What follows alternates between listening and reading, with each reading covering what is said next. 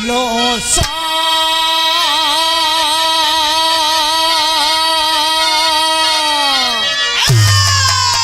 अरे फूलों सा चेहरा तेरा कलियों सी मुस्कान है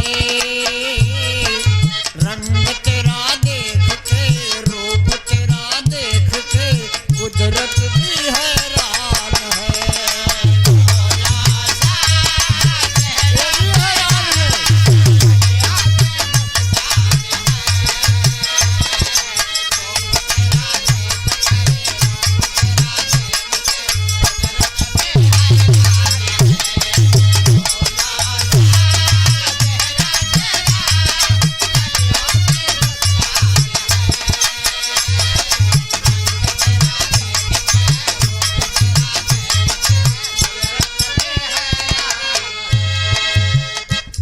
बाबूजी, इसमें गीत गाने में कोई बुराई नहीं है, लेकिन उस हीरो और उस लेखक की पकड़। भाई हीरोइन इतनी सुंदर है, फूलों सा चेहरा है, कलियों सी मुस्कान है, लेकिन रंग तेरा देखकर रूप तेरा देखकर ई नहीं कहत बा कि हम हैरान नहीं, वो कुदरत भी हैरान है।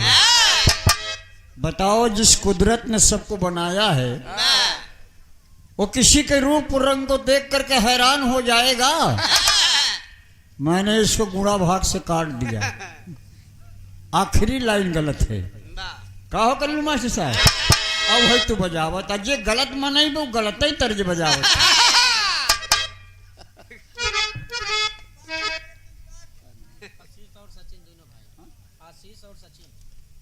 अच्छा, श्रीमान आशीष और सचिन भाई, ये दोनों भाई हैं, दोनों भैया की तरफ से पुरस्कार बा, बहुत बहुत प्रणाम बा, सब भैया का प्रणाम बा।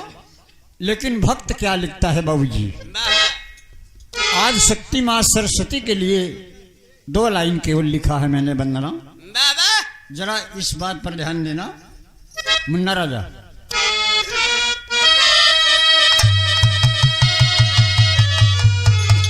वीणा के सरगम स्वरों से, वीणा के सरगम स्वरों से, वीणा के सरगम स्वरों से मधुमय माँ झनकार है।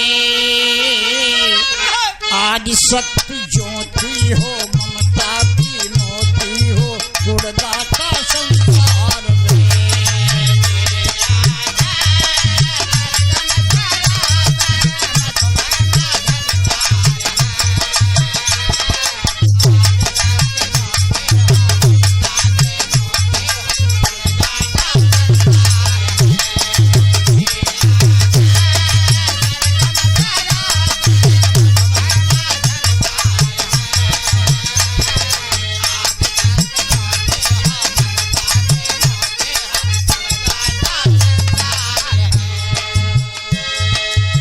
लाल गौतम भाई, बांका जलालपुर,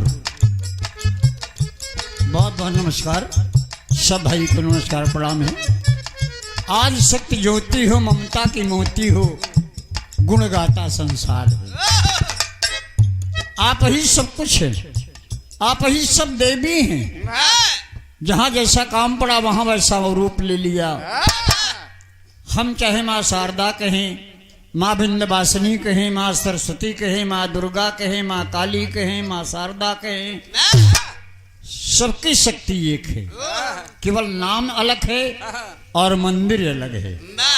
मुन्ना राजा, इसलिए अंतरा के भाव में कहना पड़ा। क्या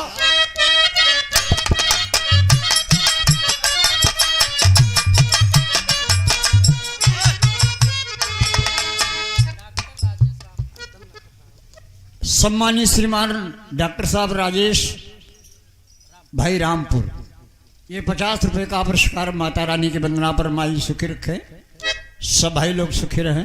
आज आजादी का दिन है, कहना है दोस्तों क्या, अम्बे जगदम्बे माय अम्बे जगदम्बे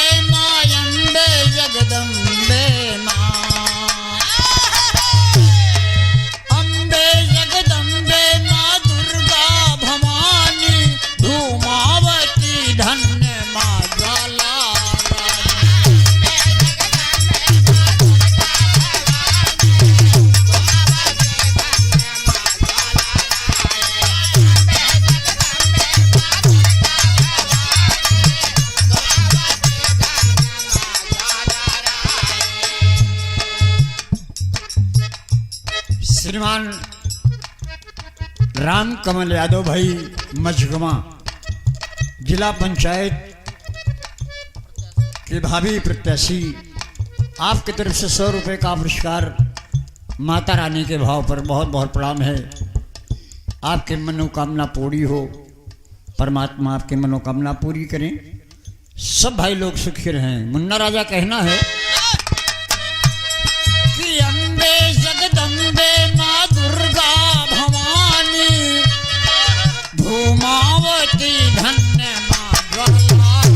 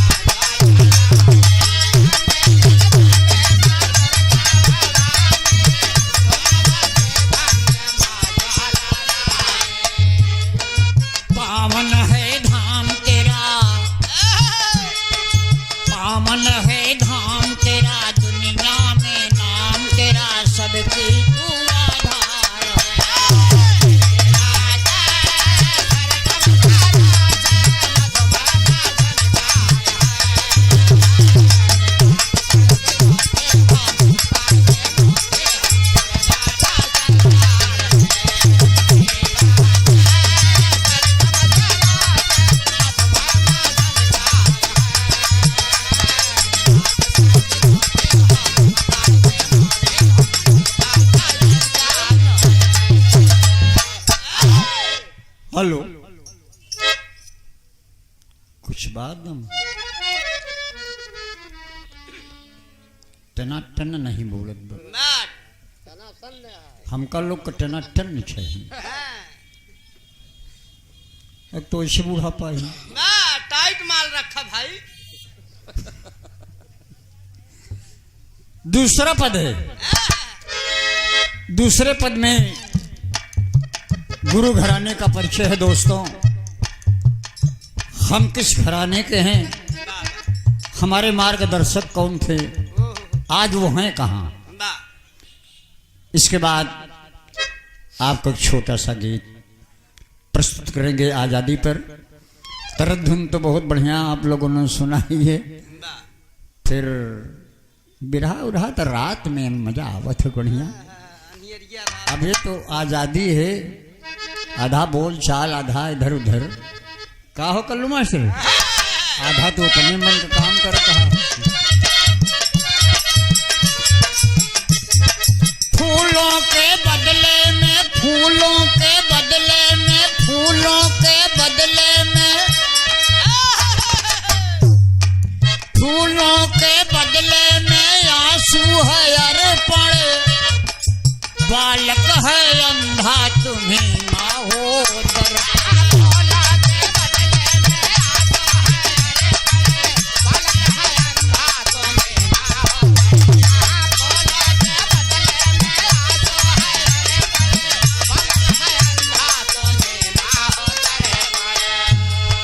फूलों के बदले में आंसू है अर्पण, बालक है अंधा तुम्ही माँ हो दर्पण। कोई अगर कहता है कि मैं बुद्धिमान हूं तो बेवकूफ है। उस माँ के शक्ति के आगे सब झुके हैं, जिस माँ को दुनिया, पूरा संसार, भारत ही नहीं पूरे विश्व में पूजा होती है, वो आदिशक्ति की पूजा होती है। तो भंवरा गुनगुनाया है,